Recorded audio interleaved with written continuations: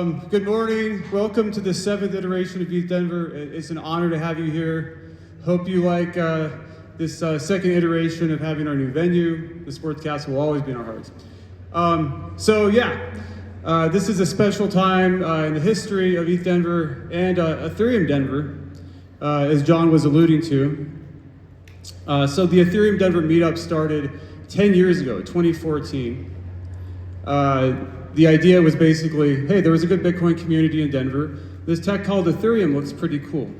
What can we do with that? So, here's us back in the day hanging out at the Denver Bitcoin Center. Back then there were no maxis. It was a beautiful thing. The idea of maximalism was completely foreign to everybody. I think there's a lesson there. Anyway, we'd hang out and collaborate and talk. It was fun. So that's how it started. How it's going? Just look around you.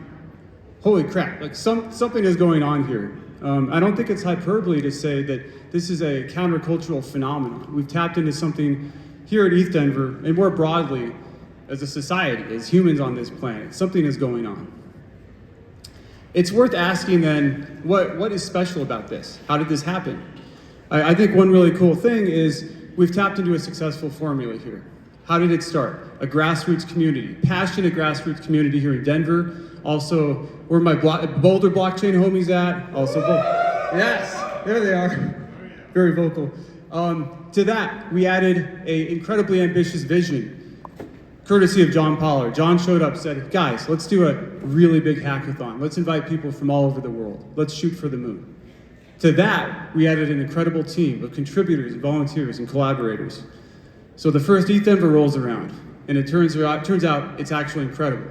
Bigger and better than we thought. But most importantly, and I don't think anybody could have predicted this, I certainly didn't see it coming, the vibe was amazing. The sense of joy and freedom and camaraderie, we didn't really expect that, but it was there. And the cool thing is, it's been there every year since.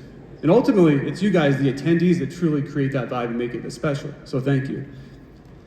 So at the basic level, that's what's going on. But it's also worth considering what's going on at the broader historical, societal level. For some insight into that, let's turn to ancient Greek mythology. It's a little bit dark here on the screen, but that's our friend Prometheus. Prometheus was one of the sub-deities in the Greek pantheon of gods. One day, Prometheus decides to steal fire from the gods, in defiance of the gods, and bring it down to the land of humans. This fire actually sparked knowledge and civilization and humanity and science, everything that makes humanity unique.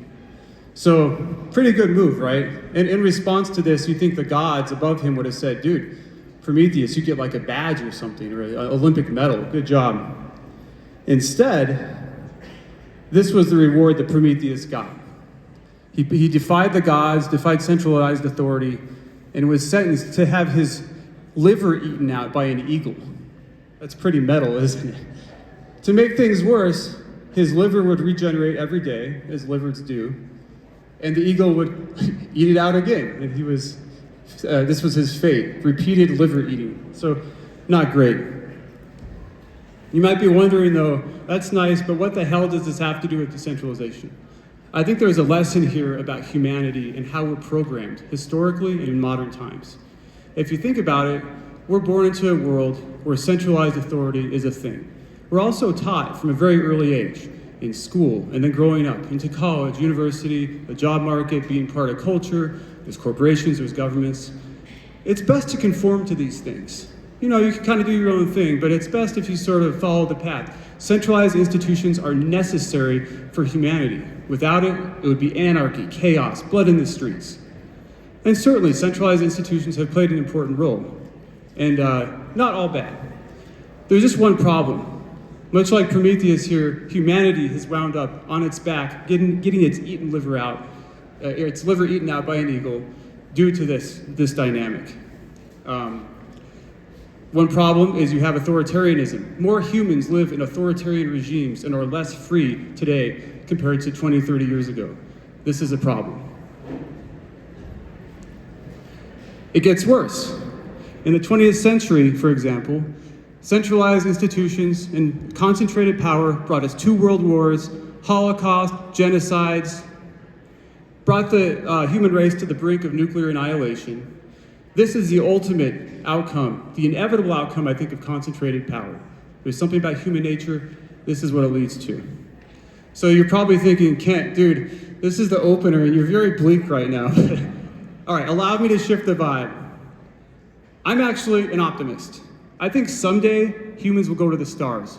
We're gonna colonize the solar system, and then the galaxy and the universe. We're gonna put aside our petty tribal differences and survive and thrive in space, and this is our fate. We're not gonna blow ourselves up. Why am I so optimistic?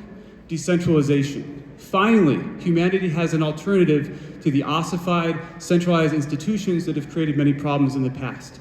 And it's proven out at this point. This isn't speculation like 10 years ago. People love trustlessness. They love permissionlessness. They love connecting with their fellow human beings without intermediaries. This is a really cool thing.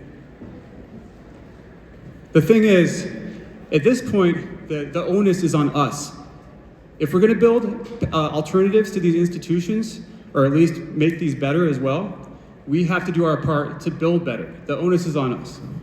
If you think about it, we're kind of like building a new OS for humanity. That's what decentralization is. And that sounds a little bit TED Talky, oh, a new OS for humanity. But when you think about it, it's true. This is a new way to connect and collaborate with your fellow humans. And it's, if you zoom out and think about it, this is incredibly powerful. Here at ETH this is precisely what we're doing. We're focusing on building. We embody the cypherpunk values.